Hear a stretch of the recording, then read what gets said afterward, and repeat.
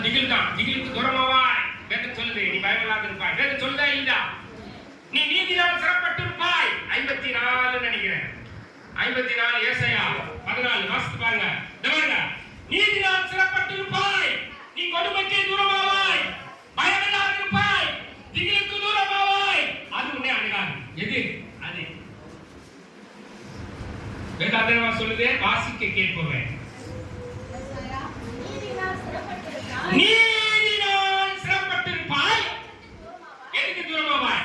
கொடுமைக்கு தூரமாவாய், பயமில்லாத இருப்பாய், திகில் திகிலுக்கு தூரமாவாய். அது உன்னை அணுகுவதில்லை.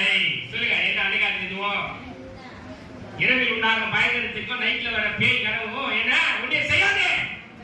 நிறைய பேர் அழுது அழுது அழுது ஏங்கடே ஏங்கடே என்னமா கத்துற, ஏதோ ஒரு அழுது கம்பது கேளுங்க. ஆனா அழுது பயங்கரமா அழுதுறாரு. நைட்ல ஒரே டிஸ்டர்ப் பண்ணுது.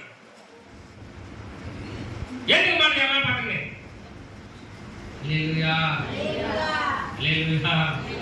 ஒரு ஆள் இருக்குங்க, வந்து சரீரத்தை நம்ம சரீரத்தை ஆக்கிரமிச்சுட்டு போற ஆள் இருக்கு. நல்லா தெரியுங்க. இதெல்லாம் வந்து ஜாக்கிரதா இருக்கும். அதெல்லாம் சப்ஜெக்ட் ஆவிக்குரிய சிந்திப்பான். அந்த நிறைய பேர் என்ன ஜாப் பண்ணியிருக்காங்க. இதெல்லாம் பண்ணி அவங்க ஆவி சொல்றவங்க யார் தெரியுமா? கிறிஸ்தவன். யார் தெரியுமா சொல்றேன்?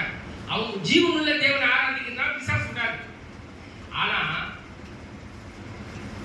ஜீவனுள்ள தேவனை கரெக்டா செவி சாய்த்து கேட்டு ஆண்டவருடைய ஆலயத்தை அமரும் போது அவன் ஓடும். அவனுக்கு இருக்க இடம் இருக்காது. அவனுக்கு ஹல்லேலூயா. நாம ஆராதிக்கிற தேவன் ஜீவனுள்ளவர். அதனால அவன் இவங்களை இப்படியே சாய்க்கணும், இப்படியே பண்ணணும், எதனா ஒண்ணு பண்ணணும் அப்படின்னு தான் இருப்பான்.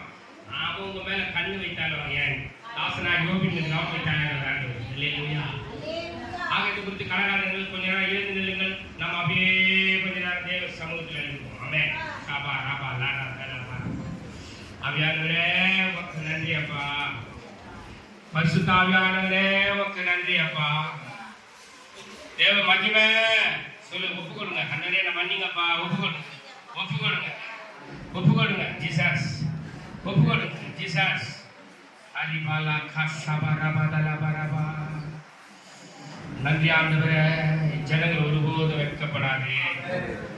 இனி திரும்பவும் பயப்படுகிறதுக்கு அடிமைத்தனத்தின் ஆவியை பெறல. பயப்படாதீங்க. ஆண்டவர் சொல்றாரு, நான் விசுவாசிப்பேன்.